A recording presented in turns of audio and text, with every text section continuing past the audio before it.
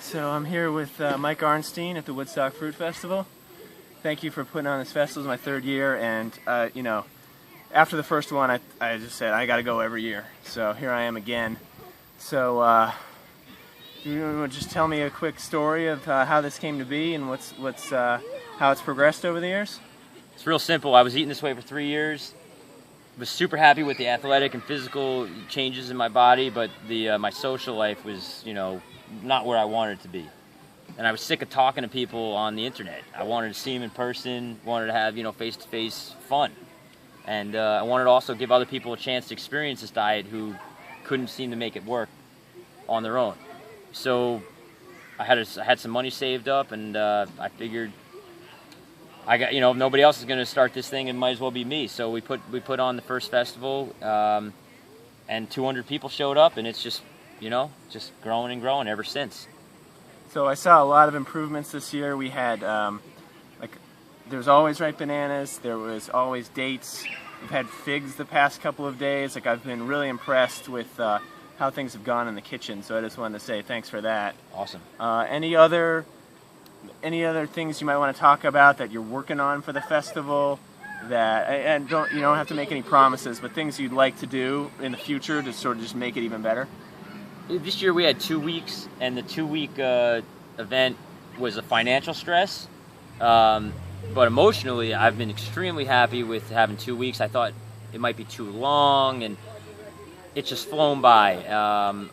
I think in the future we'll probably go to a 3-week event because we don't want to make it too crowded. We want to give people the opportunity to form relationships, get to know the people that they're here with, and also not put too much stress on the work exchange and the volunteers and the administration. I love this festival now because I'm not stressed out as much as I was in the years past when we had 600 people here for 1 week. It was just too rushed. It was too crazy. So I think people can expect that in the future years it'll remain intimate, but it's also exciting.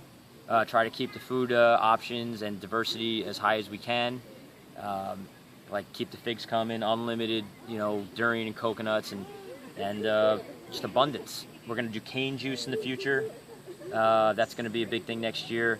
We want to get industrial-sized juicers so we can have those big, health bar juicers, and people can come up and mix and match and have people running the juicers, and so give people the experience where they can have some of the gourmet, low-fat, raw stuff for dinner. They can have the juice bar. They can do, sugar cane. They can see there's so much diversity and opportunities in eating this lifestyle. It's not just bananas and dates, apples and oranges. So, we just make it better and better every year. Yeah, Ren, I gotta say that the orange juice machine is one of the highlights for me. So if we bring in sugar cane, that's even cooler. Yeah.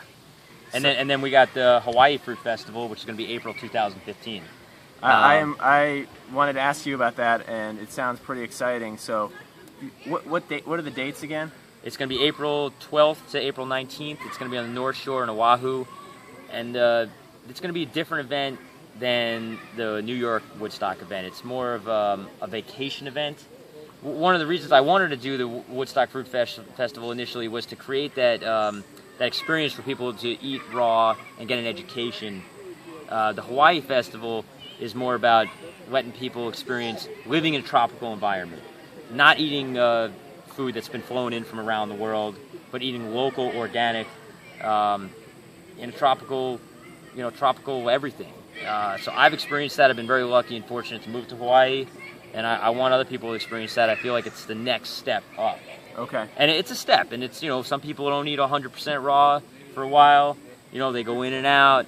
They slowly move in a positive direction. So for me, after living in New York for 7 years, and eating this diet, I needed the next step. And for me, that was moving to the tropics, and I want other people to experience that. So that's what the Hawaii event is going to be about. Okay, so I'm just curious about April, because that seems like a little early as far as fruit availability. When I heard that, I thought, oh, what if we did May or June or July? There would be so much more available. What was the reasoning behind April? So in Hawaii, during the winter months, in the northern hemisphere, January, February, March, it is cooler there. It's not cold, but at night it can get down into the mid to lower 60s, and you can have a lot of rain. So holding it in the winter months would be potentially bad weather. Yeah. Also, the availability of fruit during that period is lower than during in the other months. Why we're not holding it in June or July, it would get a little bit too close to this event. And also, we didn't have the availability at the limited locations that could hold, 300, 400, 500 people. Okay. I think in 2016, the event would not be in April; it'll probably be in May. Okay. Because they'll be able to fit us in without having previous scheduled events. The fruit availability is excellent in Hawaii all year round, but the diversity of fruit isn't super high. And I think people got to be ready for that. So if you come to Hawaii, you're not going to expect to have just endless variety, because we want to eat local. So there's going to be a lot of local things. There's going to be a lot of local in season at that time. Okay. Of course, we'll have a lot of diversity with vegetables because that grows all year round. But in terms of fruit, that time of year, we'll have very high quality, but the diversity is not going to be there. And I think that's also part of the next step up. I try to eat simple. Different times of the year in Hawaii, I eat different things. We just went through mango season in June and July, and I was eating, 80% of my calories was probably coming from mangoes for a couple weeks. And Okay. I think that's people should look forward to that simplicity too. Okay, so I'm curious because I've heard from people who live in Hawaii. They say, okay, there's local fruit, it's good quality, it's excellent, but it's expensive. So, and now you're saying the festival is going to be like mostly Hawaiian local stuff. Like, is it going to be an expensive festival to attend? I've spent a lot of time focusing on meeting the growers, and I've got really good relationships with those growers, and I get incredible deals in Hawaii. I get super, super, super deals on Oahu.